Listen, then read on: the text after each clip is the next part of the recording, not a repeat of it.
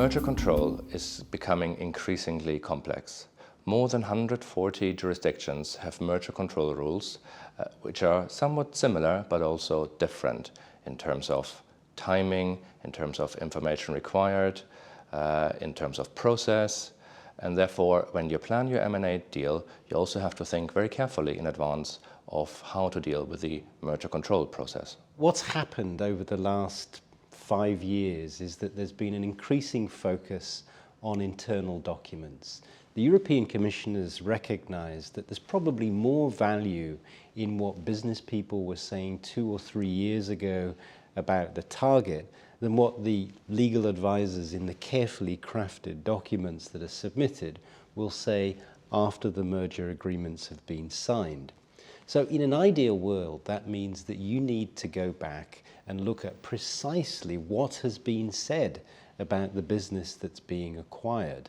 Have you described it as a maverick? If you have, then that's probably going to make the acquisition a little bit more difficult to get cleared. Have you been describing the market as being oligopolistic? Strange as it may seem, that has occurred in some cases. Again, that's going to mean that the transaction is going to get a rough ride with the regulators. When a transaction has to be reported in multiple jurisdictions and require clearances by multiple antitrust agencies, it's important to think about the timing of each of them, and not only the statutory timing, let's say 30 days, but what's required before you actually make the filing and before you trigger the 30 days. Some jurisdictions require pre-meetings before the filings are actually made. So it's important to look across all of the jurisdictions and sort out the timing so that all of them can be cleared with whatever additional information is required before the closing deadline. There might come a time in a review process where the authorities are asking companies to offer a divestiture. Usually, when it comes to that, time is really quite short. So in order to be able to assess which type of divestitures a company wants to offer, which kind of remedy, which kind of package, the thought process has to start much earlier so that the company, when it comes to that point, really can take a decision. It's not only important to plan for that divestiture from the very beginning, because sometimes it can take a while to find the right buyer who will be approved by the antitrust agencies, but also to know that the divestiture can affect the value of the deal.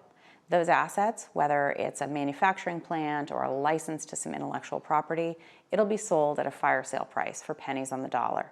So all of that has to go into the valuation of the transaction from the very start.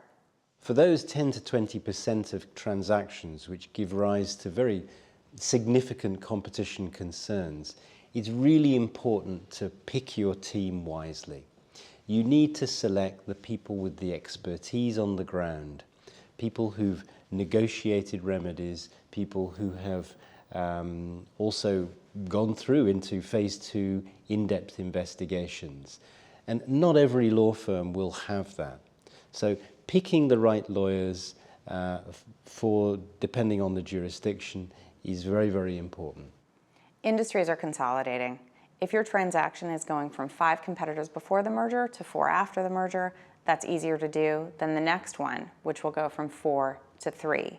As industry consolidation continues, it'll be more and more challenging to get the difficult deals done.